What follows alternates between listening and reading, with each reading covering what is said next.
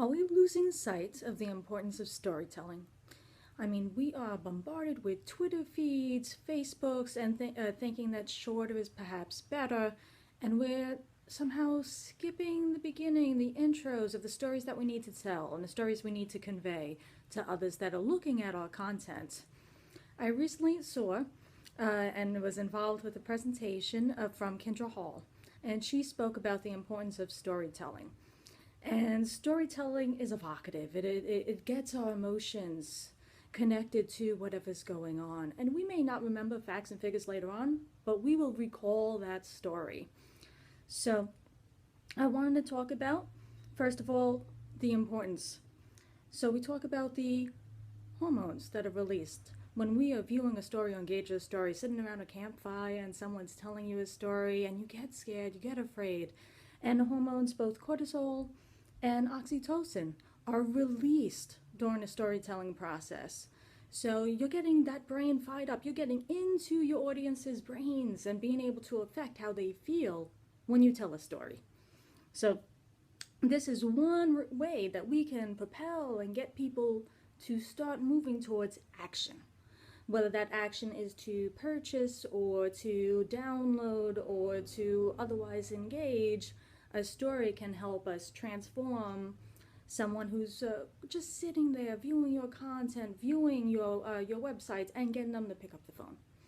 So that is one way to tell, to actually come across, the importance of a story. That's one reason why storytelling is so important.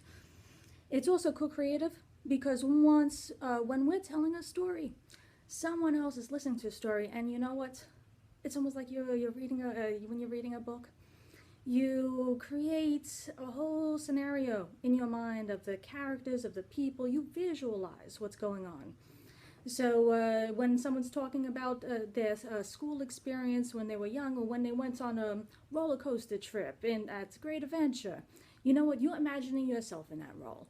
You imagine yourself and how it's like going step by step, up that roller coaster, and then dropping down. So you're bringing yourself to that story, or whatever they are discussing with you. Any associations that your audience has, they bring to your story. And you can help forge that connection. That's absolutely necessary. So this is how storytelling becomes co-creative. I recently spoke with two directors of marketing, and they both work with completely different B2Bs, and however, they are both falling into the same problem.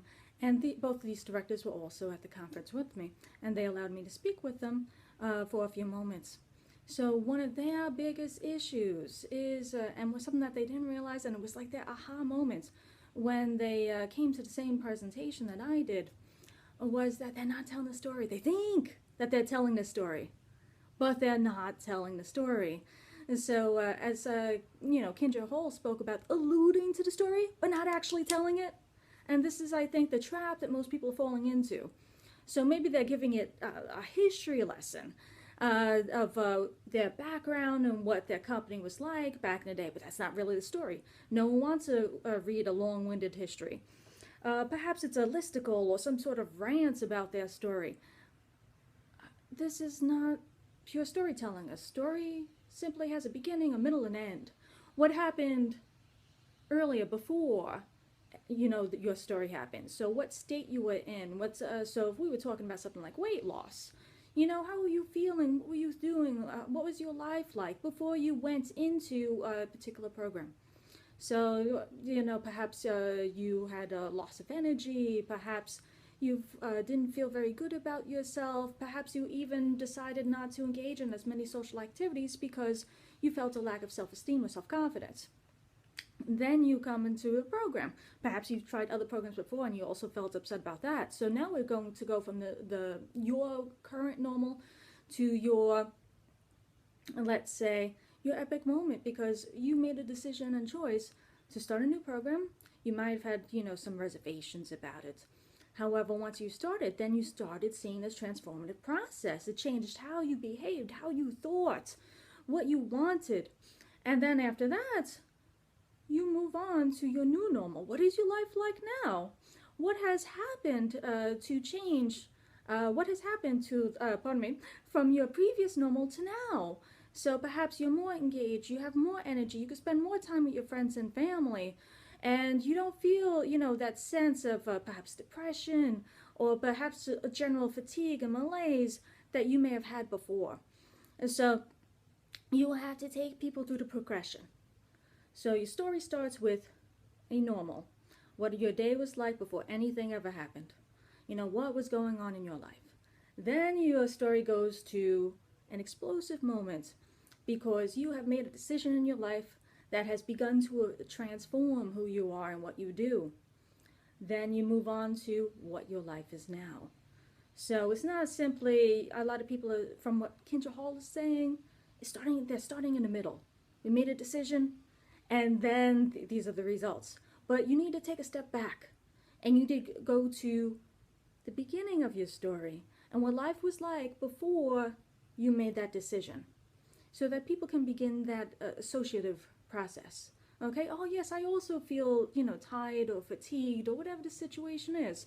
And then you go through your decision-making process and what you chose, so they can slowly see that transition. So this is the arc that you should be going through. And so she mentions, of course, not to allude to the story, and actually tell your story. And big businesses that are well branded are not always very good at doing this. That's why they hire outside contractors. So please make sure that your collateral, your material, your videos, your content, they tell your story with your, of course, your beginning, your previous normal, then your climactic moment when you make a decision, then your new normal, the results of your decision and how it has affected your life. So whether you're an individual or a business, you need to make sure that you have those three elements of your story involved in your story and don't start in the middle. So this is something that branded businesses, websites that have been there quite some time are realizing for themselves. They are not telling their stories. So next time that you get a chance to tune in, we want to talk about some actual ways that you can start to tell your story. So these would be some storytelling techniques. So make sure to come back and stop in and take a look at our next video. Thank you so much, and feel free to post any questions that you may have about storytelling or any of your frustrations. Have a good day.